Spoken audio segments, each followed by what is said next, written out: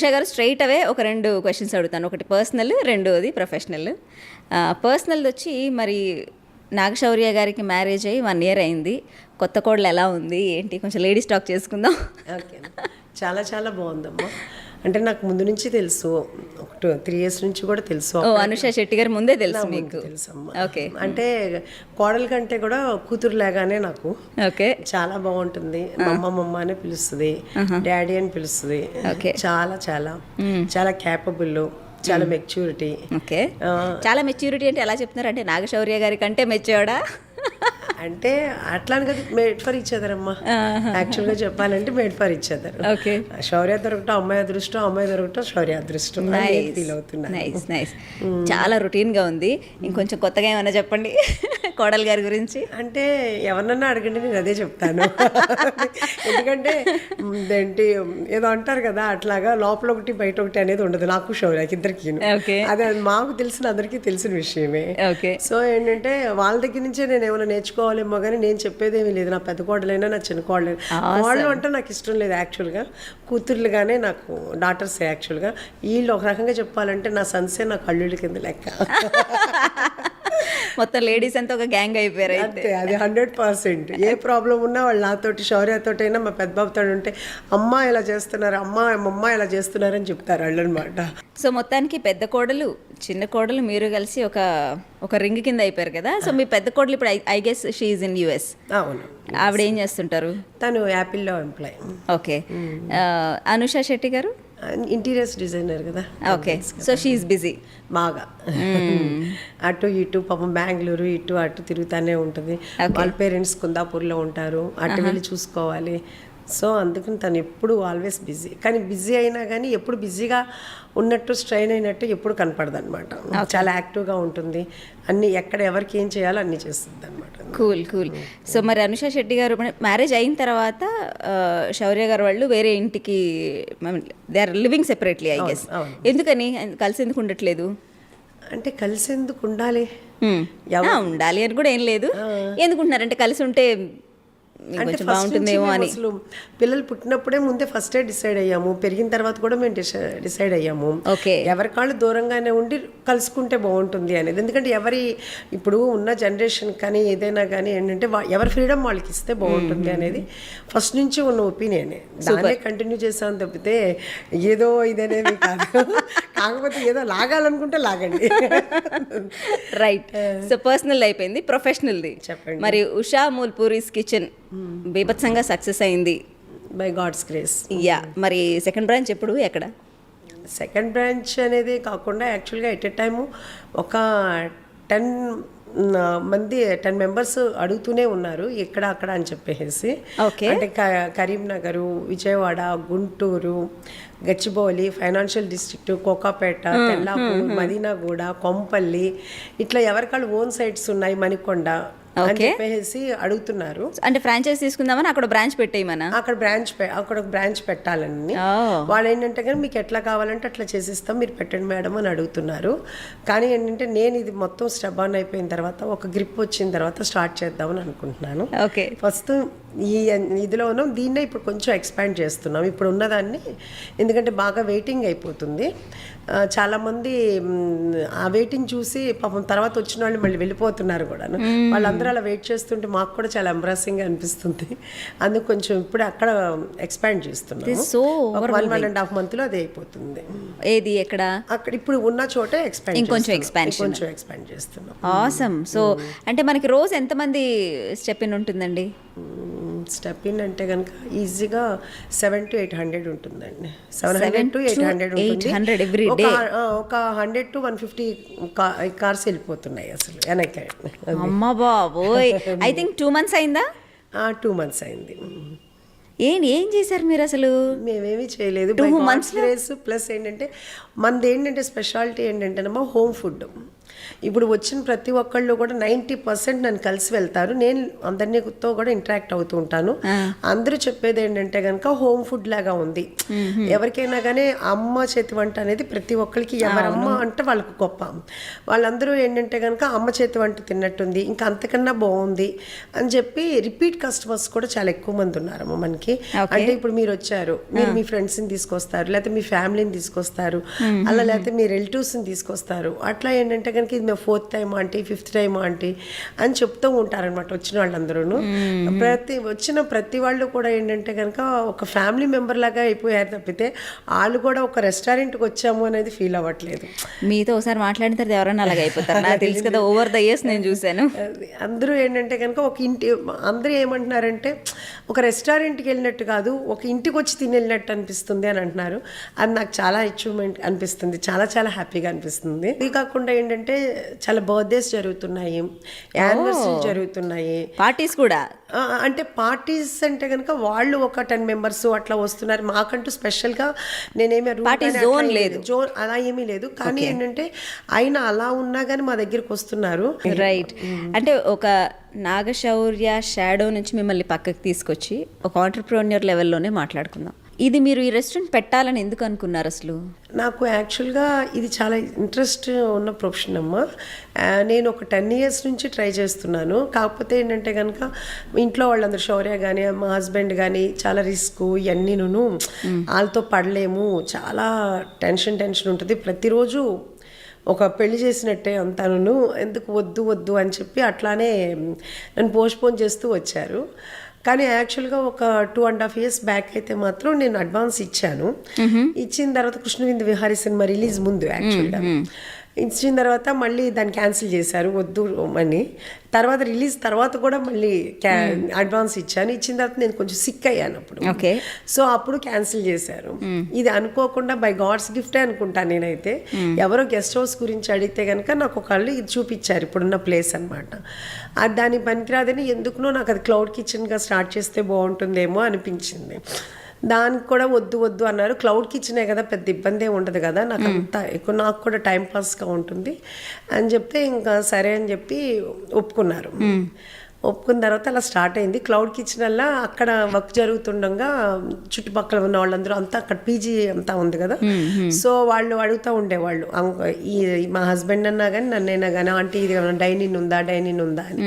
నాకేమనిపించేది అంటే ఓకే, పీజీలో ఉన్న పిల్లలు మళ్ళీ రూమ్ తీసుకెళ్ళి ఏం తింటారులే, ఇక్కడే తింటారు అన్న ఉద్దేశంతో డైనింగ్ లాగా కొంచెం పెట్టాము. అదేంటంటే క్లౌడ్ కిచెన్ కన్నా డైనింగ్ బాగా సక్సెస్ అయింది.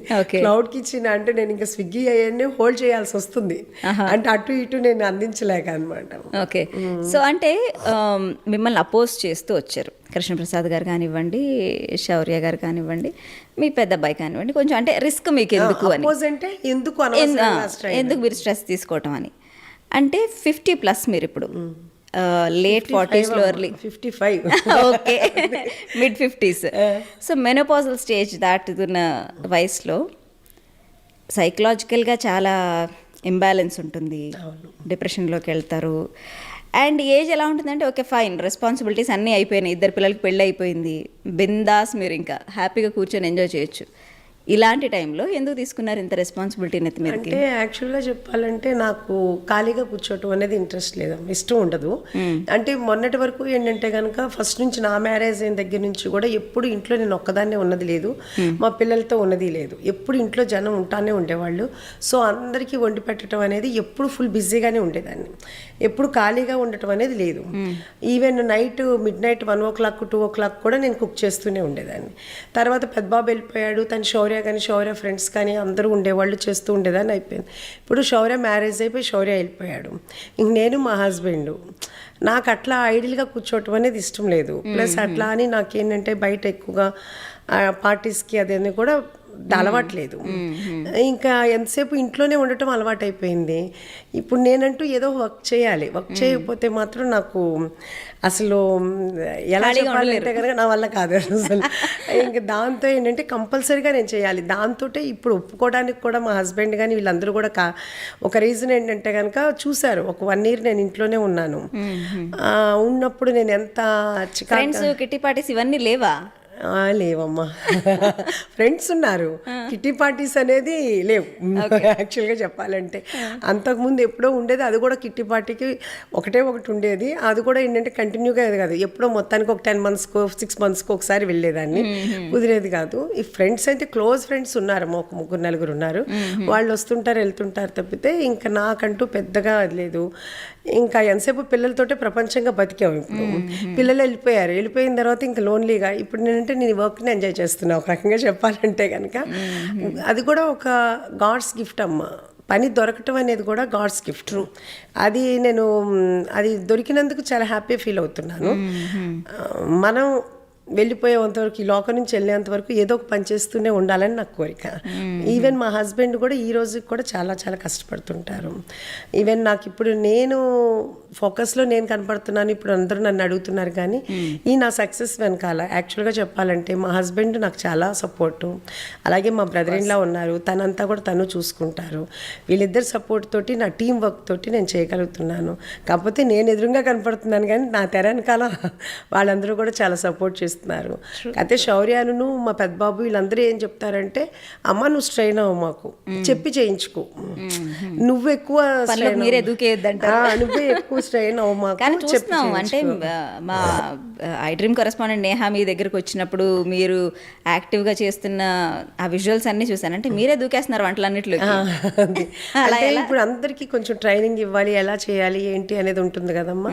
ఒక 2-3 months చేస్తే అందరూ ఒక లైన్లో అవుతారు. అప్పుడు మనం కొంచెం, అంటే మీరు షెఫ్స్ని, ప్రొఫెషనల్ షెఫ్స్ని తెప్పించుకున్నారా లేకపోతే మామూలు షెఫ్స్ని తీసుకొచ్చి మీరు ట్రైన్ చేస్తున్నారా?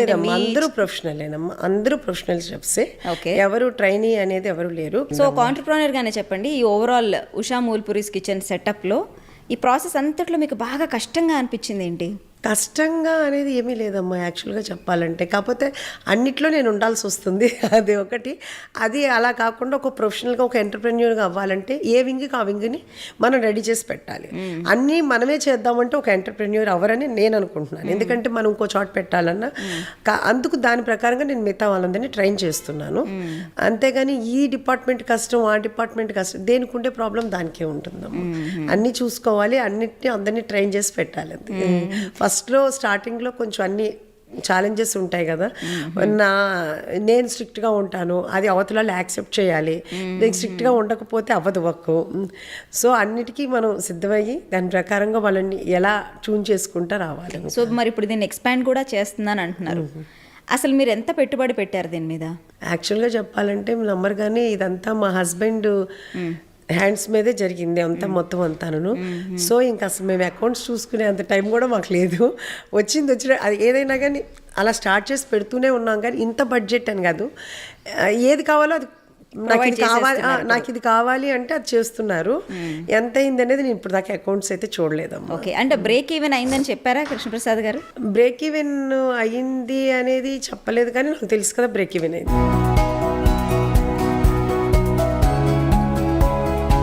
సరే, అయితే ఇప్పుడు మనం ప్రొడ్యూసర్ యాంగిల్కి వద్దాం. సో శౌర్య గారి సినిమాలు 4 సినిమాలకు మీరు ప్రొడ్యూసర్గా ఉన్నారు. సో ముందు మీరు ఈ రెస్టారెంట్ సెటప్ కంటే ముందు ప్రొడ్యూసర్. సో ప్రొడ్యూసర్ అంటే లెక్కలు డొక్కలు ఇవన్నీ ఉంటాయి. ఇవన్నీ మీకు తెలుసా ముందే? తెలుసమ్మా. మొత్తం ప్రొడ్యూసర్గా, యాజ్ ఎ ప్రొడ్యూసర్గా చెక్ పవర్ నాకే ఉంది. ఈవెన్ 1 రూపీ ఎక్స్పెండ్ చేయాలన్నా కానీ టోటల్ నా సైన్ లేకుండా ఏది జరగదు, నా అప్రూవల్ లేకుండా ఏమీ జరగదు. సైనింగ్ అథారిటీ మొత్తం టోటల్ ఏ రూపాయి ఖర్చు పెట్టాలన్నా. కాకపోతే ఏ రూపాయి ఖర్చు పెట్టాలి నాతోటే కానీ అక్కడ 10 రూపాయలు ఖర్చు పెట్టేది నేను 100 రూపీస్ ఖర్చు పెట్టాను. అది నా ప్రాబ్లము. అంతే తప్పితే ఇంకా లెక్కలు అనేది మాత్రం అక్కడ ఏమీ రాంగ్గా ఏమీ లేవు. అదే మనం 10 రూపీస్ ఖర్చు పెట్టాల్సింది 100 రూపీస్ ఖర్చు పెట్టాల్సి వచ్చింది. అదేలేండి, అంటే ప్రతి డిపార్ట్మెంట్ మీద కొంచెం హోల్డ్ ఉండాలి. ఇక్కడ ఇంతే ఖర్చు పెట్టాలి, ఇక్కడ ఇంతే తీయాలి, ఇంతకు మించి ఎక్స్పెండిచర్ అవ్వకూడదు అనే హోల్డ్ ప్రొడ్యూసర్కి ఉండాలి.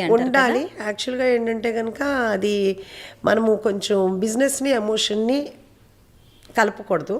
నేను సినిమా ఇండస్ట్రీలో నేను అది చేశాను. దాన్ని బట్టి నేర్చుకునే నేను ఇక్కడ ఇప్పుడు ఈ రెస్టారెంట్లో అయితే మాత్రం నేను ఎమోషన్కి కనెక్ట్ అవ్వకుండా, ఓకే మిగతా పర్సనల్గా వాళ్ళకి ఏ ప్రాబ్లం ఉన్నా నేను చేస్తాను, కానీ వర్క్ విషయంలో మాత్రం నేను ఎమోషన్గా కనెక్ట్ అవ్వట్లేదు. ఎందుకంటే 4 movies ఎక్స్పీరియన్స్ తోటి నాకు జరిగిన ఇది తోటి ఇక్కడ నేను చాలా స్ట్రిక్ట్గా ఉంటున్నాను. సో నా సక్సెస్కి అది కూడా ఒక ఒకటి కారణం అనుకుంటున్నాను నేనైతే మాత్రం. సూపర్. సో ఆ లెర్నింగ్ అంతా ఇక్కడ పనికొచ్చింది మీకు. అంతే 100%. అంటే ఎవరో తిట్టుకుంటారు, ఎవరో ఏదో అనుకుంటారు అనుకుంటే మనం బిజినెస్ చేయలేమమ్మా. మనం ఏదనుకుంటామో మనం అది చేయాలనేది నేను నమ్ముతాను. మనం అన్నామో లేకపోతే మన రూపాయి ఇది, కరెక్ట్. మన రూపాయి పోయినప్పుడు మళ్ళీ తర్వాత మన రూపాయి తిన్న వాళ్ళు ఎవరు కూడా దాన్ని వాళ్ళేమి అయ్యో తిన్నాం కదా అనే ఫీల్ ఎవరికి ఉండదు. అది మన ఫెయిల్యూర్ కిందే చూస్తారు. ఎగ్జాక్ట్లీ. అందుకని ఇప్పుడైతే మాత్రం నేను ఈ రెస్టారెంట్స్ దగ్గర మాత్రం చాలా స్ట్రిక్ట్గాను నేను అందరినీ వారు పర్సనల్గా ఏ ప్రాబ్లమ్స్ ఉన్నా నేను ట్యాకిల్ చేస్తాను.